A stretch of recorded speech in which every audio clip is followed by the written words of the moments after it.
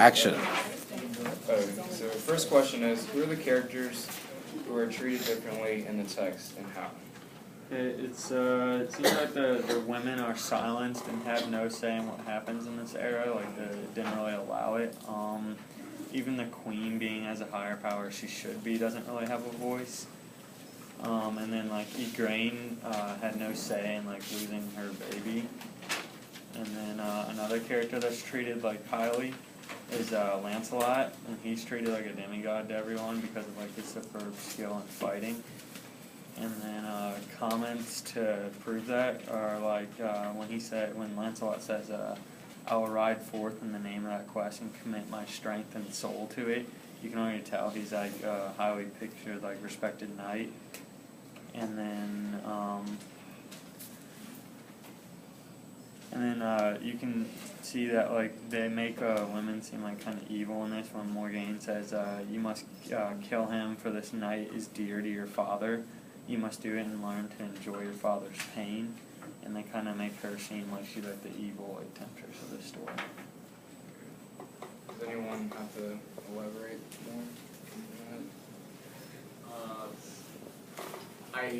on Morgana kind of somewhat gets a bad treatment because, like, she's all alone. She basically has no one other than Mordred, and even then, like, for those of us who have seen the movie, like, that doesn't go down too well for her. So, kind of, yeah, it doesn't go well for her. Yeah. I think this story also makes Guinevere look a little bit evil, because, like, Lancelot's doing all this pain, all this, like, penance to, like, try and get over that he, like, likes Guinevere. In fact, he, like, stabs himself. But, like, Guinevere doesn't really seem to have much remorse at all. And, like, the first chance she gets, she really acts on it, and that really screws up, like, the whole kingdom. Because, like it makes Arthur, like, plant Excalibur, kind of cast the sword away, so to speak, and he just kind of wastes away after that. Yeah. Question 2. Who are the people who have power in this text? What is the source of their power? How do they hold onto their power, and how is their power expressed?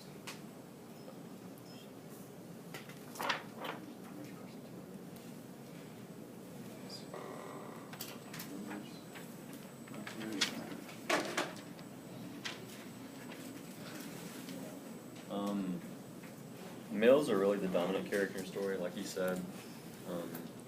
Females don't really have, like, much of a role. I mean, they have, like, a role, but they're not, like, significant. They don't have, like, their own say much in what goes on. And the source of the power is passed down through generations. And their power is maintained through honor and defending in battle. It's expressed through, like, strength and skills. Like, in order for them to be a knight, they have to, like, be worthy of it. Like, they have to, their honor.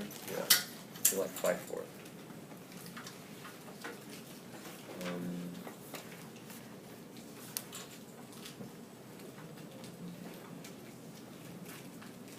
Like Mordred, in the text it says, Mordred said, or Arthur starts by saying, "I cannot offer you the land, only my love." But and then Mordred says, "And I offer only this, Father, to commit with passion and pleasure all the evils that you failed to commit as a man and king." And while Arthur's pride in his land does play a small role, he simply just doesn't turn over his land so easily. Mordred has no credibility to take the land. 3. How would the story be different if it were told from the perspective of a modern character? I think the story would, I don't think it would be so uplifting in the middle of the story, because I think, like, minor characters kind of saw the dark undertone to the whole story, I think, because, like, Lancelot and Arthur, they kind of just saw, like, the bright side of things, but characters like Gawain and, like, Merlin, they were really quick to see that like the reason why Lancelot never really showed up to like the round table meetings, and they really knew that something was really up there, and yeah, and I don't know, and I think the story was like told from like one of the women's viewpoints, like Morgana or Igraine or Guinevere, I also probably wouldn't be as bright, because I think these women were really, you know, kind of put down in a way. Like again, if Igraine was telling the story, I mean, the first thing that really happens to her in the story is like her husband dies, and then like someone pretending to be her husband, you know, kind of. So they would have like a really negative aspect. Yeah. 4. What does the author omit from the text? Is there anything offensive about the text? Well, the author omits the last scene when Arthur is about to fight the Dark Knights, and that the story ends is when King Arthur is readying his army to fight Mordred. The text mainly focuses on the fact of finding the Holy Grail, and it really points out the religion and all the things that